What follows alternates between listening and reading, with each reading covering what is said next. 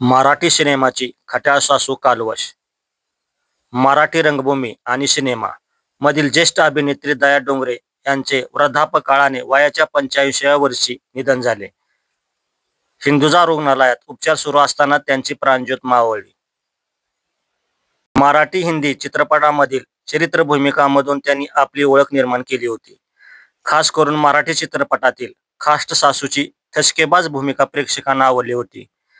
त्यांचा जन्म अमरावतीमध्ये 11 मार्च 1940 ला झाला होता. तुझी माझी जोडी जमली रे, नांदा सौख्य बरे यासाठी केला होता अट्टहास. इडापिडा टळो, बिराड वाजलं, लेकुरे उदंड झाली, माता द्रौपदी या गाजलेल्या नाटकात त्यांनी भूमिका केल्या होत्या. नवरी मिळे नवऱ्याला, मायबाप, आत्मविश्वास हे त्यांचे मराठी गाजलेले चित्रपट होते. दूरदर्शनवरील गजरा या कार्यक्रमात त्यांनी निवेदन केले होते.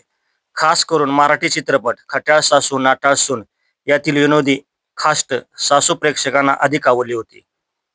अशा या गुण्या अभिनेत्रीचे वयाच्या 85व्या वर्षी निधन झाले.